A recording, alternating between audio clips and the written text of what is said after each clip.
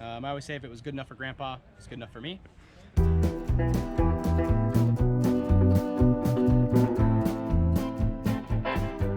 am KP Pawley, and this is my truck here. I have a 2005 Chevrolet Silverado, 3/4 ton. It's the 6-liter gas engine, not the Duramax, and I have a 2016 four-wheel camper Granby. Now, you may look at the Granby and think that doesn't look like a 2016, but that's because it has 15 countries and 40,000 miles on it.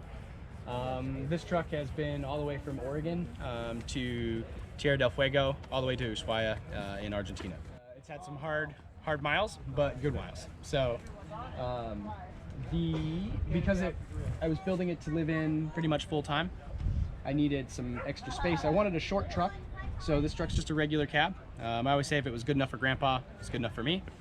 It gives us a nice big camper, but there's not a lot of extra space to store things. So back when I had a real job in my real life, I was a professional fabricator. I ran a fabrication shop. So I was lucky enough to have the skills and equipment to build essentially a custom aluminum bed with toolboxes, storage on all the sides. So that's what this goofy thing on the back of my truck is.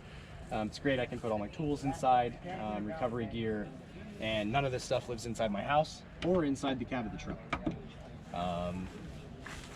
The sides here fold down. They actually make a pretty nice little bar. Even have an LED light here. It does make a pretty sweet bar. This used to have my high lift jack.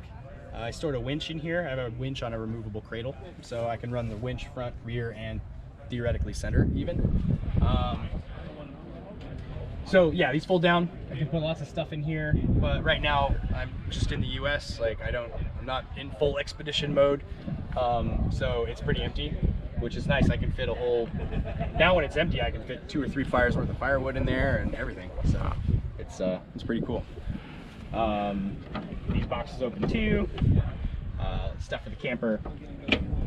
One of my more favorite features about this truck build is I did a built-in onboard air. So I have a Viair 480C compressor and a 3-gallon tank underneath with a pressure regulator. I thought I might run air tools. Turns out I can only get about 6 lugs of the 8 off with an air gun, so don't have the air gun with me. But I have air chucks this side and the other side. It just makes it super easy to air back up, and because I air up and down all the time. More on the truck. The truck's been re-geared down to 488s. Cannot stress enough, re-gear your stuff. Especially with a gas engine, they're much happier if you put bigger tires to gear it down. A lot of people think 488s sound really aggressive, and it's almost perfect. So it's just a math game, and they're just not that low with the big tires. So it has 488s. I have a Detroit locker in the rear. The front differential's open. I have never really felt a need for a front differential locker. The thing is pretty big, and basically everywhere it fits, it'll go. I've never really met a spot that I couldn't get it through. Eventually maybe I'll throw a front diff locker in there, but right now it works just fine. So it is of course the stock GM IFS. It doesn't have a solid axle. And I've got the whole truck all around has about 2 inches of lift. I was running Bilstein 5100s, and then by Peru they pretty much gave up the ghost in the rear.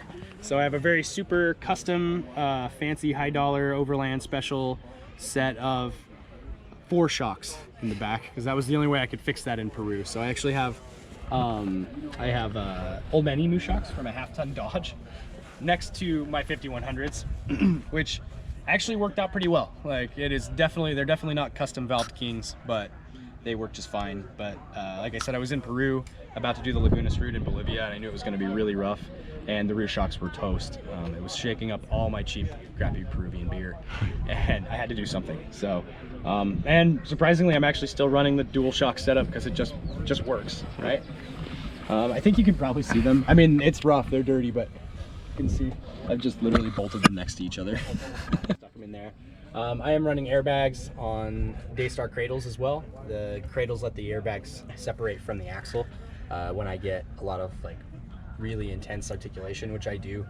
I do actually drive this truck pretty hard for just an old farmer truck on it with a with an old camper on it. I wheel it pretty hard, so it was important to me to have the airbags be able to separate so I wouldn't rip them up.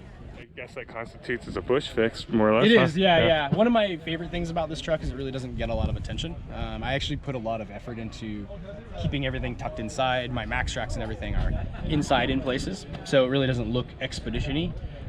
At places like this, that's kind of a bad thing. You don't get any attention, but most of the time that's really good. Like, I just look like some guy driving down the road, and that's been really great. So like, I still keep the tire underneath. Camp setup is a really big deal to me. I don't want another thing that I have to flip open and stuff. I live in this truck full time, and so just getting home and just putting the top up and that's it. I don't want to have to deal with a tire and all kinds of stuff off the back. So since I built the bed myself, I was lucky enough to be able to build it a couple of solar. I have 300 watts of solar on the roof and a 200 amp hour just AGM battery. And for the most part, I've been really happy with it. It works great. We're actually running 2 fridges off of this truck right now. No problem. I mean, no problem at all. Didn't really even dent the battery last night. The solar is doing such a good job of keeping up with everything. So I've been pretty happy with the power. I did all the wiring myself, the electrical stuff, which segues me into I have a business in Reno now called 6 Gun 12 Volt, and I do solar and batteries and wire installs. So and that's my specialty. I do other stuff too, obviously mechanical stuff, fabrication, but the wiring is kind of my niche. So I am on Facebook and Instagram with under my name, kp.pawley, Pawley, and also under 6 Gun 12 Volt, and it's just spelled out 6 Gun 12 Volt.